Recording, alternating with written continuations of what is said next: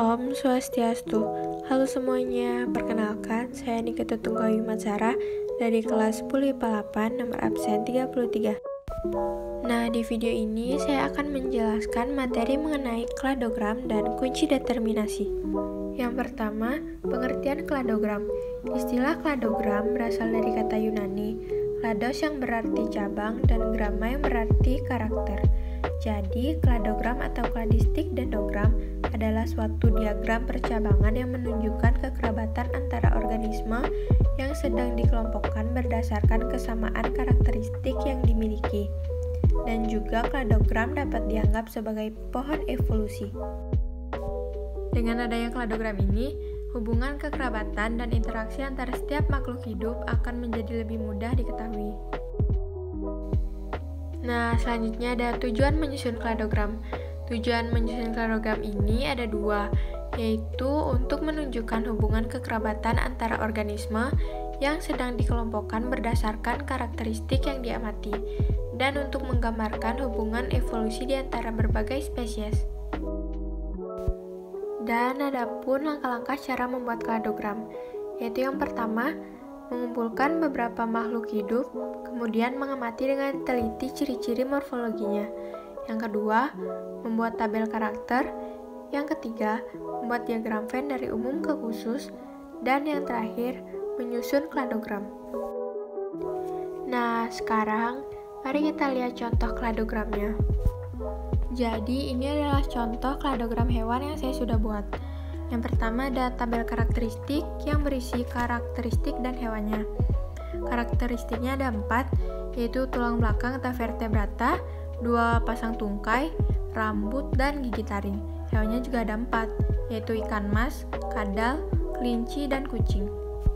Dalam tabel tersebut terdapat tanda plus dan minus, yaitu tanda plus menunjukkan bahwa hewan tersebut termasuk ke dalam karakteristiknya, dan sedangkan tanda minus menunjukkan bahwa hewan tersebut tidak termasuk ke dalam karakteristiknya. Dan yang kedua, membuat diagram Venn. Diagram Venn ini dibuat dari umum ke khusus. Kemudian yang terakhir adalah menyusun kladogram. Dalam diagram ini bisa kita lihat bahwa kucing dan kelinci mempunyai hubungan kekerabatan yang lebih dekat daripada hewan yang lainnya. Selanjutnya, saya akan menjelaskan mengenai apa itu kunci determinasi. Jadi, kunci determinasi adalah petunjuk yang dapat digunakan untuk menentukan famili, ordo, genus atau spesies pada hewan dan tumbuhan. Kunci ini terdiri dari sederetan pernyataan yang terdiri dari 2 baris dan berisi deskripsi dari ciri-ciri organisme yang disajikan dengan ciri yang berlawanan. Nah, selanjutnya ada cara membuat kunci determinasi, yaitu yang pertama, kunci harus dikotom atau berlawanan sehingga satu bagian dapat diterima. Yang kedua, ciri yang dimasukkan mudah diamati. Yang ketiga, deskripsi karakter dengan istilah umum sehingga dapat dimengerti orang. Yang keempat, menggunakan kalimat sesingkat mungkin.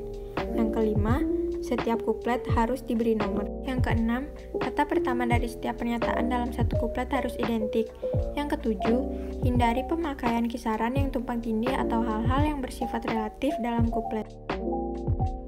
Dan selanjutnya ada pun tahap-tahap cara menggunakan kunci determinasi, yaitu yang pertama, bacalah dengan teliti kunci determinasi mulai dari permulaan, yaitu nomor 1A. Yang kedua, cocokkan ciri-ciri tersebut pada kunci determinasi dengan ciri yang terdapat pada makhluk hidup yang diamati.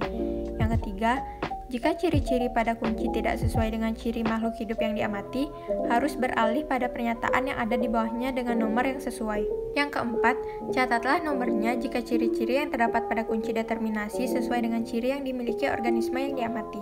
Yang kelima, jika salah satu pernyataan ada yang cocok atau sesuai dengan makhluk hidup yang diamati, alternatif lainnya akan gugur. Dan begitu seterusnya hingga diperoleh nama famili, ordo, kelas, dan divisio atau filum dari makhluk hidup yang diamati. Nah, ini adalah contoh kunci determinasi pada hewan. Sekian yang bisa saya jelaskan mengenai materi kladogram dan kunci determinasi. Jika ada kesalahan kata atau pengucapan, mohon dimaafkan. Saya tutup dengan Parma Santi. Om Santi Santi Santi Om.